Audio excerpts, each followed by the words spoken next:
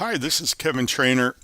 Welcome to my tutorial on how to read a grading rubric for one of the practice assignments in one of my courses.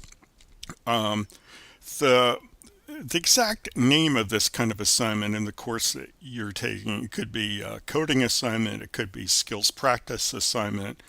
Um, it's one of the homework assignments where you get to practice your skills. And I typically have offered a special deal on these assignments that allows you to work as hard as you can on the assignment and to hand it in on time. And then we review your solutions and other people's solutions and my official solutions.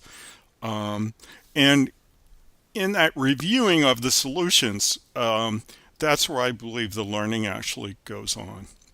So it's very important to me that you make a good faith effort at all parts of the problem and that you hand it in on time. Okay? Because that's going to allow us to do the reviewing where the real learning goes on. Okay? So I have a special deal for these kind of practice assignments, whereas I guess the easiest way to explain it in its current incarnation is if you hand in your assignment on time, and if you make a good faith effort on all parts of the assignment, and you follow the instructions as to how to submit your assignment, you'll get an 85, which is a good solid B. Okay? So let's kind of look through this hypothetical rubric for this is actually kind of styled after a rubric I did for an assignment for a Python programming course that I did over the summer. Okay, so you can see that it's for the current, for the fall 2017 semester. It's for a course called Introduction to Programming. This particular assignment is called Chapter 1 Coding Assignment. And the course component, this is usually a grading component in the course, is called Coding Assignments. And this, of course, is a grading rubric. Okay, sometimes, quite often, when I'm doing these kinds of assignments, I spot you some points. And I call that the base point allocation. At least as of now I do. So just for handing it in, you get, in this case, 23 points. So how do you read this? Well, first of all, this is a section called base point allocation. And within that section, it has one item called base points. And it says there are 23 available points. And what are the requirements to get those 23 available points? Well, the assignment needs to be submitted on time or within the allowable late period, typically 7 days. And in terms of the credit you get, you either get 100% or 0%. Okay, so either you meet the requirement, you get 100%, all 23 points, or you get 0%. Okay. The second section has to do with the submission that you've made and the timeliness of it is going to have 16 available points, and the requirements are must be submitted by the date and time indicated in the weekly schedule, and you're either on time or you're late. Okay, or if you don't submit, you don't get the points either. Okay. The file submitted, it turns out that grading this work is much easier when you follow the instructions. So pretty typically there are 10 available points having to do with the quality of the file that you submitted and where you submitted it to. So we have a lot of requirements here. They're slightly different for different courses and different assignments within the courses. Often they'll say meets all the requirements in the assignment instructions, so you're going to have to look in the written instructions to meet that one. And we've got 2 grades you can get on this. Either you meet all the expectations, or if you're just short, just a tiny bit short, you spelled your name wrong, you made a very, very incidental error in following the instructions for submission, you'll get half the points, 50%. If you had any substantial errors, you're not going to get this 10 points.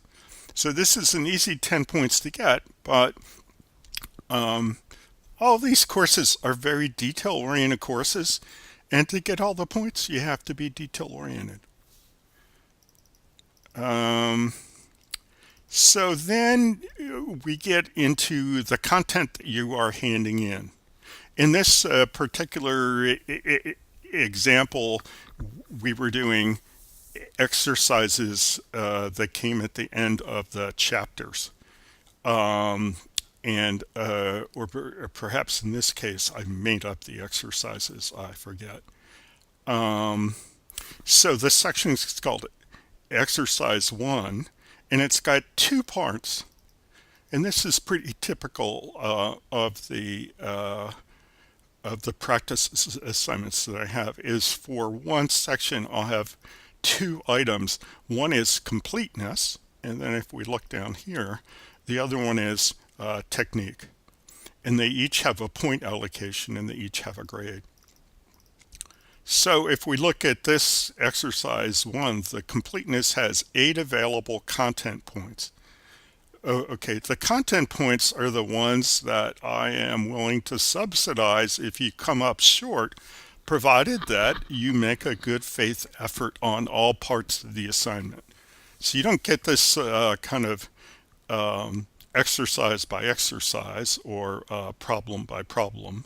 Either you make a good faith effort on all of them and you hand it in on time. Those are the 2 things you have to do to get that deal, or you don't.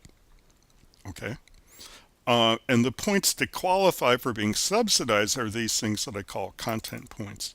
So you will notice that exercise 1 has content points, whereas the file that you submit has just plain old points, and the untimeness is just plain old points. Okay, so let's go down. So we have the completeness, and again we have a list of the requirements, and then when we grade it, we're going to pick a level of achievement, and it's going to be related to the requirements that you met, and you'll get a percentage of those points credited to you on the basis of the quality and the quantity of whatever you handed in.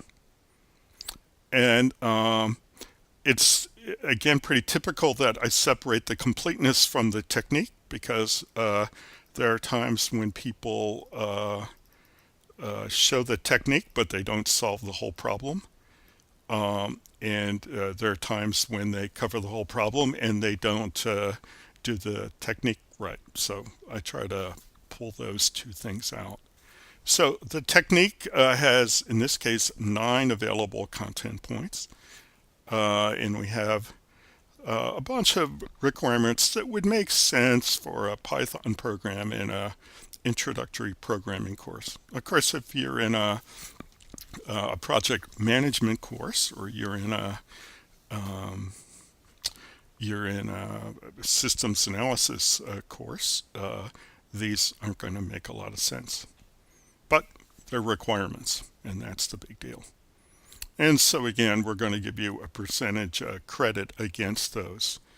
Um, and the scale for most of these things in the content area is 100 for meets all expectations, 90 for nearly meets expectations, 75 for meets most expectations, 50% for some expectations, 25% for few expectation, 10% for nearly no expectations, 0% for no expectations, and 0% for not submitted or submitted too late. Okay, and so I've got three of these. I think I've got three. Yeah. So if you look at this, I've got exercise 1, and then exercise 2 and exercise 3 are pretty well duplicates of this. Okay, so they each have 8 and 9 points, 8 for completeness and 9 for technique. So that adds up to 17. Okay, and it's the same thing for 3, and then we come to the end. And then it should all add up to 100 points. So down at the end, there's a total available points equals 100. And I'm going to pump up this small print so you can see the note. So this grading rubric allows for adjustments to be made to your content point score. That's because it's a practice assignment. The total number of content points available to be awarded on this assignment is 51. That's pretty typical. An adjustment of up to 36 content points may be made for submissions that have a low content point score and yet meet the following criteria.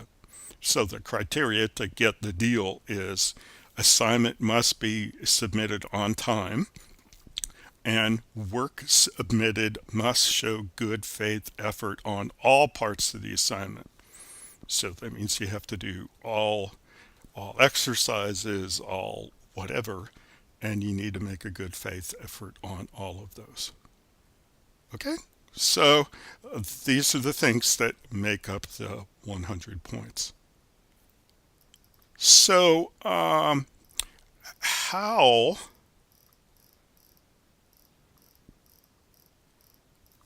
would you read the feedback from something like this? Well, I'm going to have a separate tutorial on that, and I'm going to invite you to go to that now. Okay, so bye for now.